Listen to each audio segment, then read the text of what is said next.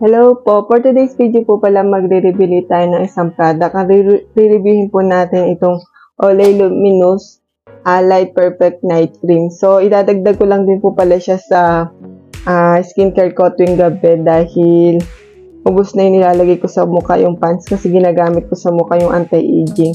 So, ito po pala dahil nagpapaputi naman ako kaya ako din ito nabili. And then sabi nila meron talaga nakakatulong din yung mga Olay para sa anti-aging. So, mas kailangan ko yun.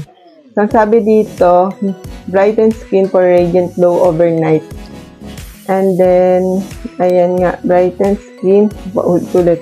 Reduces appearance of dullness, reduces appearance of dark spot, formulated with 99% pure niacinamide, vitamin C, vitamin E, and provitamin B5. So, yun ang sabi dito. And then, ito po pala nabili ko sa Mercury. So, nagtitingin-tingin lang ako kaya nakita ko to. Bali, ang presyo niya 99 pesos. Meron po pala ito na Olay Luminous Tinting. Umaga naman siya ginagamit. Meron siyang SPF 15. So, hindi ko na siya binili yung SPF 15 kasi nga kailangan ng mukha natin nung merong SPF 30. And then, mas kailangan ko kasi yung parang pang skincare sa gabi, kaya ito yung nabili ko. So, ito po pala, mga 3 days na yata nung binili ko to, 3 days ago na. And then, maganda naman yung effect niya sa akin. Parang, yung umaga, moisturize yung mukha ko. And then, madali lang siyang i-blend. Hindi siya katulad ng Nivea cream na ang hirap i-apply sa mukha. Ito, maganda siyang i-blend. Sakto lang siya sa mukha. So, papakita ko lang po pala kung ano itsura niya kapag in-apply siya sa mukha. Yan lang natin. Okay. Sa neck din po pala kailangan natin maglagay para pantay din yung pagputi. Dali lang siyang i-blend sa kapag yan.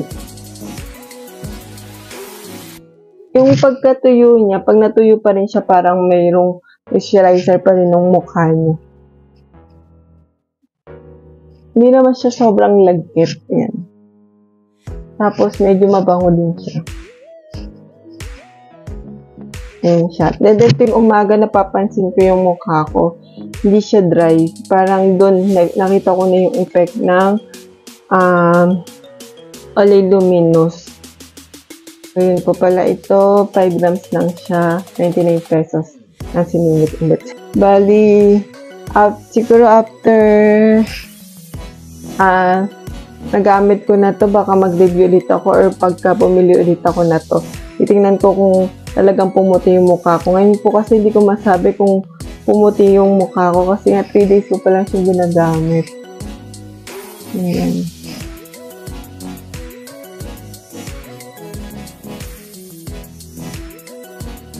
So, yun lang din naman po pala. Mabilis ang review lang dito para makapag-update pa rin ako after kong gumamit na to. Thank you po pala sa mga nanonood and then please subscribe din po pala. Bye-bye po.